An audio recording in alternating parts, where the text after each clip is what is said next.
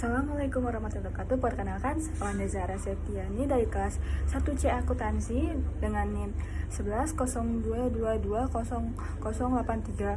Saya di sini akan menjelaskan tentang tujuan, bidang, dan mazhab manajemen.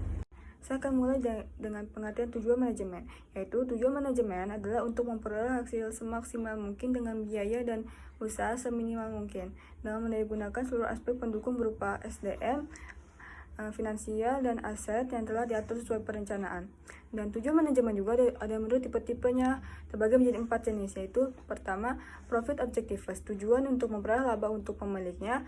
Kedua, service objectives, tujuan untuk memberi pelayanan bagus untuk konsumen dengan mempertinggikan nilai harga barang dan jasa yang ditawarkan. Ketiga, social objectives, mementingkan nilai guna yang diciptakan untuk masyarakat. Keempat, personal objectives, agar karyawan mendapatkan kepuasan dalam pekerjaannya. Dan ada juga menurut prioritasnya. Yang pertama, tujuan primer, kedua tujuan sekunder, ketiga tujuan individual, dan empat tujuan sosial. Dan ada juga menurut jangka waktunya, itu tujuan jangka waktu panjang, tujuan menengah, dan tujuan pendek. Dan menurut sifat-sifatnya bagi menjadi 7, yaitu manajemen objectives, tujuan dari segi efektif yang harus ditimbulkan oleh manajer. 2. Managerial objectives, tujuan harus dicapai daya upaya dan aktivitas yang bersifat manajerial. Dan ketiga, administratif, tujuan yang pencapaiannya memerlukan administrasi. Keempat, economic objectives, tujuan yang bermaksud memenuhi kebutuhan melakukan efisiensi untuk pencapaiannya. Kelima, tujuan objectives, tujuan untuk suatu tanggung jawab, terutama tanggung jawab moral. Keenam, tactical objectives, tujuan berupa teknik, detail kerja, dan detail karya. Ketujuh, work objectives, tujuan yang merupakan isi kerampungan suatu pekerjaannya. Akan menjelaskan tentang tujuan manajemen berdasarkan bidangnya. Tujuan yang terbagi menjadi 5 jenis, itu top level objectives, tujuan secara umum menyeluruh yang berkaitan dengan berbagai bidang sekaligus.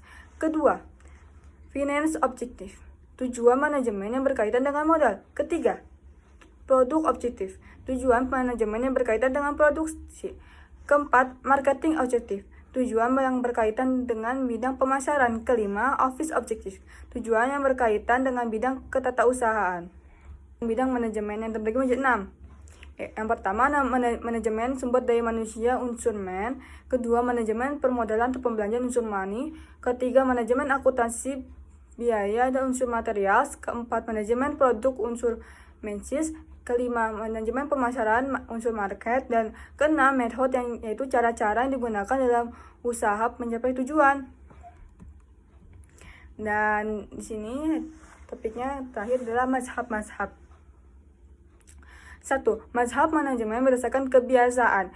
Berdasarkan mazhab ini, pengambilan keputusan, memimpin, mengatur penyelesaian masalah, dan sebagainya hanya didasarkan atas kebiasaan yang telah dilakukan oleh pihak lain, sehingga tidak menimbulkan kreasi-kreasi baru dan menghilangkan daya pikir dan kreativitas.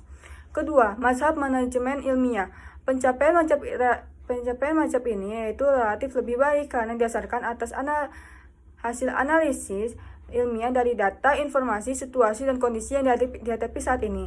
Jadi, kreativitas dan daya pikir didorong untuk maju dan berkembang. Sehingga cara-cara yang lebih baik semungkin akan diperoleh menurut mazhab ini. Penyelesaian masalah, pengambilan keputusan, memimpin, mengatur, dan lainnya sebagainya dilakukan berdasarkan metode-metode ilmiah. Penyelesaian lainnya sebagaimana dilakukan berdasarkan penyelesaian masalah dan keputusan yang diambil selalu didasarkan atas hasil analisis ilmiah, sehingga penyelesaian dan keputusan itu logis, rasional, dan baik. Ketiga, mazhab perilaku. Dalam mazhab ini, titik tolak penting tindakan manajemen adalah perilaku manusia. Manajer harus menyadari bahwa manajemen tidak dilakukan sendiri. Justru manajerlah yang harus menyebabkan orang lain melakukannya.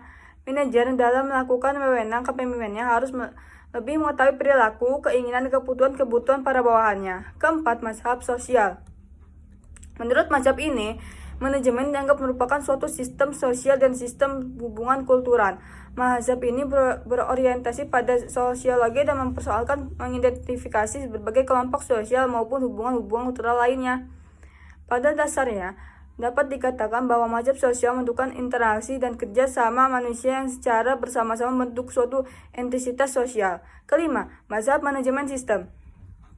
Dalam mazhab ini, sistem-sistem merupakan intisari untuk memenuhi efisiensi dan efektivitas kerja setiap petugas. Diperlukan adanya sistem kerja yang up to date,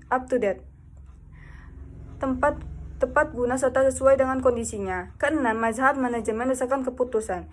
Pemimpin harus mengetahui human behavior, human relation, motivasi, leadership, sifat dan perilaku manusia, komunikasi dan keinginan manusia atau bawahan. Ketujuh, mazhab pengakuan kuantitatif. Penganut mazhab ini menyatakan bahwa manajemen adalah ilmu logis dan yang tindakan-tindakannya dapat dinyatakan dalam bentuk simbolis, matematis, hubungan matematis dan dapat diukur. Kedelapan, mazhab proses manajemen. Para penganut mazhab ini menganggap bahwa manajemen merupakan serangkaian aktivitas yang terdiri dari subaktivitas tertentu. Serangkaian aktivitas dilakukan dalam fungsi-fungsi manajemen. Kesembilan, mazhab manajemen menurut keadaan. Para penganut mazhab ini melihat kemungkinan peristiwa yang mungkin terjadi merupakan hal yang penting harus dipertimbangkan di dalam mempelajari organisasi dan manajemen. Dan yang terakhir yaitu kesimpulannya dalam materi ini adalah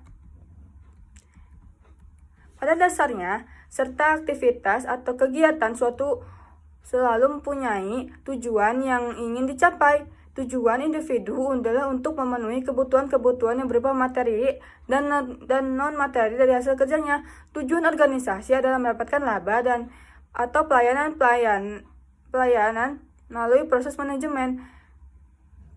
Dalam mendapatkan tujuan ini harus didasarkan pada analisis data, informasi, dan potensi yang dimiliki serta memilih dari alternatif yang ada. Tujuan organisasi dapat diketahui dalam anggaran dasar AD dan anggaran rumah tangga ART-nya.